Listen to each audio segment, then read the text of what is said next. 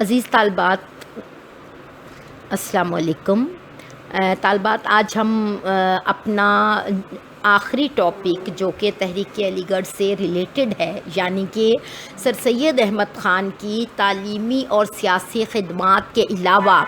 ان کی کون کون سی خدمات تھیں اور برصغیر پاک و ہند کی سیاست میں علی گڑھ تحریک کا کیا نتیجہ اور کیا اثرات ہوئے، کیا نتیجہ ہوا، کیا اثرات ہوئے، تو ہمارا اب یہ ٹاپک جو مکمل ہو جائے گا تو اس کے بعد ہمارا سیکنڈ چیپٹر کا جو ہمارے سلیبس میں جو چیزیں شامل ہیں وہ مکمل ہو جائیں گی۔ اس کے بعد ہم اپنا انشاءاللہ تعالیٰ عید کے بعد تھرڈ چیپٹر سٹارٹ کریں گے۔ تو اب ہم دیکھتے ہیں کہ سر سید احمد خان نے مسلمانوں کو جو تعلیمی طور پر ایجوکیٹ کرنے کی طرف تحریک چلائی، اس کے بعد انہوں نے مسلمانوں کو سیاسی طور پر کن کن محاذوں پر مسلمانوں کا ساتھ دیا اور ان کو بچایا۔ سر سید احمد خان نے ایک رسالہ تہذیب الاخلاق کے نام سے بھی علی گڑھ کے پلیٹ فارم سے اس کا اجرا کیا۔ علی گڑھ میں اردو زبان اور ادبی جو ہے وہ لٹریچر پر بہت زیادہ فوکس کیا گیا، کیونکہ سر سید کا یہ ماننا تھا کہ زبان اور کلچر کسی بھی قوم کی بنیاد ہے، اور اگر کسی قوم کو پروموٹ کرنا ہے یا کسی قوم کو اگر ڈیموٹ کرنا ہے تو یہ لینگویج یا زبان یا اس کا کلچر بہت اہمیت کا حامل ہے۔ سر سید احمد خان نے رسالہ تہذیب الاخلاق کا جب اجرا کیا تو انگریزی جس طرح کوئی انگریزی پیپر شائع کیا جاتا ہے، اسی بنیاد پر اس کو بھی شائع کیا گیا، اور اس میں بہترین معیاری ادبی مضامین کا اجرا ہوتا تھا۔ مقصد کیا تھا کہ قوم کو بہتر سے بہتر تحریر ملے اور ان کو یہ بتایا جائے کہ مسلمان قوم کو بلندیوں سے روشناس کرانے کے لیے آباء و اجداد نے کیا کیا قربانیاں دیں، ان سے روشناس کروایا جائے۔ سر سید احمد خان انگریزوں کے دل میں یہ بات ڈالنا چاہتے تھے کہ ہندوستان کے مسلمان صرف باغی اور غدار نہیں ہیں بلکہ وہ لائل بھی ہیں، لہٰذا انہوں نے ایک پمفلٹ لکھا، لائل محمڈنس آف انڈیا، اور اس پمفلٹ میں انہوں نے چن کر ان تمام ہندوستانی مسلمانوں کی ان خدمات کا ذکر کیا جو انہوں نے 1857 کی جنگ میں برطانوی حکومت کے لیے انجام دی۔ مقصد کیا تھا کہ انگریز کے دل میں مسلم وفاداری کا احساس دلایا جائے، ان کی بدگمانی دور کی جائے، اور مسلمانوں کے خلاف جو انہوں نے عرصہ محاذ ایک بنایا ہوا ہے اور عرصہ حیات تنگ کیا ہوا ہے، ان کے خلاف برملا اقدامات کیے جائیں۔ چنانچہ انگریزوں نے اس رسالے کی اشاعت کے بعد ایسا محسوس ہوا انگریزوں کو کہ جیسے جلتی پر کسی نے پانی ڈال دیا ہو، یعنی ان کے بھڑکتے ہوئے جذبات کو یکدم ٹھنڈا کر دیا، اور ان کو احساس ہوا کہ واقعی اگر ہم اس طرح نہ کریں گے تو یہ یقیناً بہت بڑی زیادتی ہوگی۔ سر سید احمد خان نے سب سے زیادہ مسلمانوں اور انگریزوں کے مابین دوستانہ تعلقات کی فضا کو استوار کرنے میں اہم کردار ادا کیا۔ آپ نے ہر وہ بات اور ہر وہ کام کیا جس سے مسلمانوں کے دل میں انگریزوں کے خلاف اور انگریزوں کے دل میں مسلمانوں کے خلاف چھائے جانے والے غبار، غلط فہمی یا نفرت، اس کا ازالہ یا خاتمہ کیا جا سکے۔ آپ نے بائبل کی تفسیر لکھی، آپ نے قرآن پاک اور بائبل کو ہم پلہ قرار دیا کیونکہ وہ بھی آسمانی کتاب ہے وہ بھی، اور آپ نے کہا کہ مسلمان بھی اہل کتاب ہیں، عیسائی بھی اہل کتاب ہے، لہٰذا اہل کتاب کے ساتھ کھا پی سکتے ہیں، اٹھ بیٹھ سکتے ہیں، شادی بیاہ کر سکتے ہیں، اور اس طرح سے سر سید نے انگریزوں کی جو طرز معاشرت ہے اس کو پرموٹ کیا، کس سینس میں کہ مسلمانوں کو دعوت دی کہ وہ انگریزوں کا انداز اختیار کریں، ان کا کھانے پینے کے انداز میں، ان کا بود و باش میں، ان کا ڈریس اپ میں جو انگریز ٹو پیس وغیرہ پہنتے ہیں۔ مقصد کیا تھا کہ انگریز کو یہ احساس ہو کہ ہمارا مذہب اتنا تنگ نظر نہیں ہے کہ اگر ہم ضرورتاً یا موقع کے مطابق اگر چھری کانٹے کا استعمال کر لیں گے یا ہم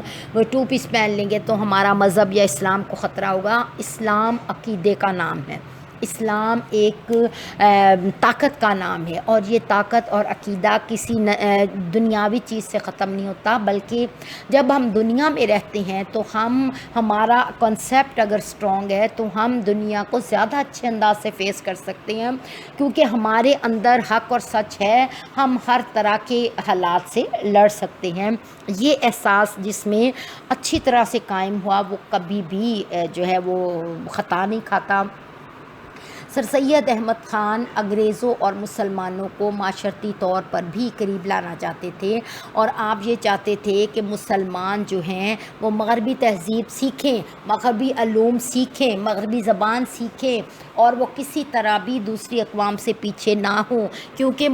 سر سید یہ جان گئے تھے کہ موجودہ صدی اور آنے والا دور انگریزی کا، مغربی ٹیکنالوجی کا اور جدید علوم کا دور ہے، تو لہٰذا اگر مسلمانوں کو وقت اور حالات کے مطابق ترقی کرنی ہے، سروائیو کرنا ہے، آگے بڑھنا ہے، اپنے آپ کو منوانا ہے، اپنے آپ کو قوم کی حیثیت سے رجسٹرڈ کروانا ہے، تو ان کو ان انداز کو بھی ساتھ رکھنا ہوگا۔ اگرچہ سر سید کو اگر ہم خود ان کا جائزہ لیں تو وہ بالکل جو مسلمان کا ایک گیٹ اپ ہوتا ہے اس کی تصویر تھے، لیکن وہ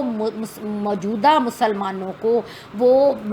زیادہ براڈ مائنڈڈ لبرل بنانا چاہتے تھے، تاکہ آنے والے وقت میں وہ سائنس اور ٹیکنالوجی میں، مذہب میں، کسی بھی میدان میں دوسری قوموں سے پیچھے نہ رہیں۔ سر سید احمد خان نے چونکہ مومن آدمی تھے، ایمان راسخ تھا، لہٰذا آپ نے مسلمانوں کے لیے بہت سی ادبی خدمات، مذہبی خدمات بھی سر انجام دی، اور آپ نے جب 1869 میں آپ کے بیٹے کو اسکالرشپ ملا انگلستان کے لیے آکسفورڈ یونیورسٹی کا، تو آپ ساتھ گئے۔ آپ کا مقصد یہ تھا کہ میرا بیٹا تعلیم حاصل کرے گا اور میں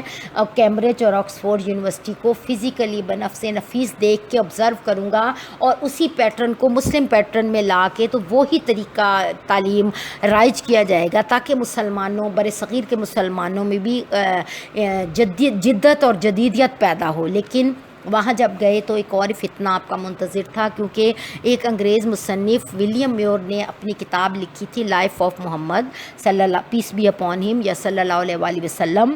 اور اس میں اس نے ون سائیڈڈ تمام تھنکنگ بیان کی، یعنی انگریزوں نے اپنا پوائنٹ آف ویو بیان کیا، کسی مسلم سے اس کی تردید یا تصدیق نہ کروائی۔ چنانچہ سر سید کو وہاں جاتے ہی باقی سب بھول گیا، چونکہ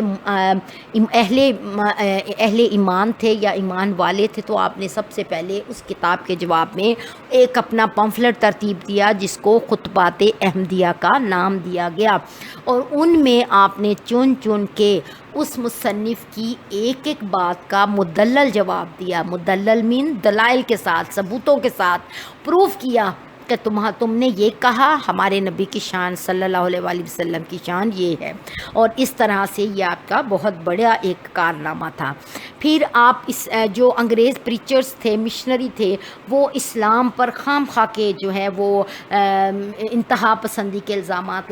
لگایا کرتے تھے، اور مسلمانوں کو بہت زیادہ اگریسو کہا کرتے تھے، تو سر سید نے ان مشنریوں کو بھی آپ مختلف اپنی تحریروں کے ذریعے اور تقاریر کے ذریعے بڑی دلیری سے ان کا بھی جواب دیا۔ چونکہ سر سید کو انگریزی حلقے میں بہت زیادہ اہمیت حاصل تھی، اس وجہ سے سر سید جو ہے یہ ان تمام امور کو کرنے میں کامیاب ہوئے۔ عالم اسلام کے معاملات میں سر سید احمد خان نے بہت زیادہ توجہ دی، اور مسلمانوں کو اپنا مسلک جو ہے، یعنی اپنا مذہب جو ہے مذہبی طور پر ان کو اسٹرانگ کرنے میں اہم کردار ادا کیا، اور انہوں نے بہت جاندار مسلک اختیار کیا اور کہا کہ اسلام ایک مکمل ضابطہ حیات ہے، اور اسلام ایک مکمل نظام ہے، لہٰذا جس طرح تم لوگوں کے مذاہب ہیں، ہمارا مذہب اس سے کہیں اسٹرانگ ہے۔ اور سر سید نے مسلمانوں کے حقوق اور مفادات کے لیے بہت زیادہ کوششیں کی، کیونکہ آپ کا یہ ماننا تھا کہ ہندوستان میں متحدہ قومیت نہیں ہے، مسلمان الگ قوم ہیں، اور جو الگ قوم ہوتی ہے اس کو ہر طرح سے الگ حقوق کی ضرورت ہوتی ہے، ان کے حقوق کا تحفظ کیا جاتا ہے، ان کو الگ جگہ کی ضرورت ہوتی ہے تاکہ وہ عزت و آبرو کے ساتھ اپنے تمام امور سر انجام دے سکیں۔ سر سید احمد خان جو ہیں انہوں نے اردو کا ہمیشہ سے بہت زیادہ دفاع کیا. آپ کے آنے سے پہلے اردو بہت جو ہے وہ ثقیل قسم کی، یعنی بہت مشکل الفاظ کا چناؤ ہوتا تھا، اور اگر کسی کو خط لکھنا ہوتا تھا تو کم از کم ایک ڈیڑھ صفحہ تو ادب و آداب اور القابات کی نظر ہو جاتا تھا. سر سید احمد خان نے اپنے دور میں جب ادبی خدمات کو فروغ دیا تو آپ نے سب سے پہلے آسان اردو کا اسلوب اختیار کیا، یعنی شرعی طریقے سے سلام دعا کرنے کے بعد ٹو دی پوائنٹ اپنے ٹاپک پہ آؤ اور سیدھے انداز میں بات کرو. اور سر سید احمد خان نے جس وقت سر سید احمد خان اپنے بھائی اور والد کی وفات کے بعد بہت زیادہ دکھی اور پریشان تھے، تو آپ نے ایک دہلی کے کھنڈرات میں نکل گئے اور وہاں اپنے سارا دن بے مقصد جنگلوں میں مارے پھرتے تھے، اور اس کے ساتھ ساتھ آپ جو کچھ دیکھتے تھے اس کو ایک صفحے میں اتار لیتے تھے. اس طرح آپ کے پاس اتنا ڈیٹا کلیکٹ ہو گیا جو آپ نے اثار السنادید کے نام سے ایک پمفلٹ شائع کروایا. اثر کی جمع ہے سنادید، ثنائی شاہکار، یعنی اللہ پاک نے ہر دور میں ہر وقت جو اپنی شاندار شاہکار بنائے ہیں، اپنی قدرت کے جو نمونے بنائے ہیں، سر سید نے اس کو کتابی شکل دی. پھر اس کے ساتھ ساتھ سر سید احمد خان نے جو علی گڑھ تحریک علی گڑھ تحریک شروع کی، جو اس کو چلائی اور جو اس کے تحت خدمات سر انجام دیے، اس نے برصغیر کے سیاست پر بہت گہرے اثرات جو ہے چھوڑے. کیونکہ کوئی بھی تحریک یا کوئی بھی جو ہوتی ہیں تنظیم اس وقت تک سکسیسفل رہتی ہے جب تک اس میں چلانے والے لیڈر جو ہیں وہ موجود رہیں، اور جب تک سر سید زندہ رہے علی گڑھ تحریک اور علی گڑھ تحریک کے تحت کیے جانے والے اقدامات ہندوستان کے مسلمانوں میں بہت زیادہ قائم رہے، اور تمام دیگر جماعتوں کو بھی احساس ہوا کہ برصغیر کے مسلمان جو ہیں وہ واقعی ایک منفرد ضابطہ حیات بھی رکھتے ہیں، اور ان کے پاس ان کے مقاصد بھی ہیں، اور اس قوم نے ہمیشہ اپنے ہر دور میں بہت زیادہ اہم خدمات سر انجام دی ہیں. برصغیر پاک و ہند کی سیاست میں جو علی گڑھ کی تحریک نے اثرات چھوڑے وہ کچھ اس طرح سے ہیں کہ مسلم انگریز غلط فہمی کا جو ہے وہ خاتمہ ہوا، اور مسلمانوں میں مغربی تعلیم کا حصول پیدا ہوا، مسلمانوں کی معاشی ترقی بڑھی، کیونکہ جب مسلمان مکمل تعلیم یافتہ ہو کے اپنی پریکٹیکل لائف میں آئے تو وہ ہائیلی ایجوکیٹ تھے، اور ہائیلی ایجوکیٹڈ لوگوں کو انگریز بہت پسند کرتے تھے. اور اس علی گڑھ تحریک کے فارغ التحصیل طلباء نے آگے چل کر اور بے شمار ادارے قائم کیے، اور جو ہمارے تحریک پاکستان کے قائدین تھے وہ سب کے سب ان اداروں کے فارغ التحصیل تھے. تو اس طرح سے اس تحریک نے سیاسی قیادت بھی فراہم کی. اردو زبان کی ترقی، ترویج، اس کو پرموٹ کرنا اور اس کی حفاظت، یہ علی گڑھ تحریک کا ایک خاص مقصد تھا. اور جب 1867 میں بنارس کے ہندوؤں نے اردو کے خلاف محاذ ذرائی یا محاصرہ بہت محاذ بنایا اور بہت اردو کا محاصرہ کیا، تو یہ سر سید تھے جو تنہا اردو کے حق میں ڈٹے رہے. لیکن سر سید کی انتقال کے بعد چونکہ علی گڑھ تحریک میں وہ جان نہ رہی، اس لیے ایک انگریز اینٹونی بنگال کا ایک گورنر تو جو تھا وہ اردو کو اس جگہ اردو کو ختم کر کے تو سنسکرت زبان اور ہندی زبان اور سنسکرت رسم الخط کو رائج کرنے میں کامیاب ہوا. تاہم سر سید نے ہمیشہ اردو زبان کی ترویج میں، اس کے حق میں ہمیشہ سر سید احمد خان ڈٹے رہے، اور سر سید نے ہر موقع پر مسلم مفادات کا تحفظ کیا، چاہے وہ جداگانہ انتخاب کا معاملہ تھا، چاہے وہ سرکاری ملازمتوں میں حصہ تھا، چاہے وہ مقابلے کے امتحان کو بھی یک وقت انگلستان اور ہندوستان میں منعقد کرنے کا تھا. سر سید ہمیشہ مسلمانوں کے حقوق اور مفادات کے لیے انگریز کے آگے بھی ڈٹ جایا کرتے تھے، اور سر سید چونکہ ہمیشہ لاجک کے مطابق بات کرتے تھے، اس لیے انگریزی حلقے میں سر سید کو بہت زیادہ اہمیت حاصل تھی.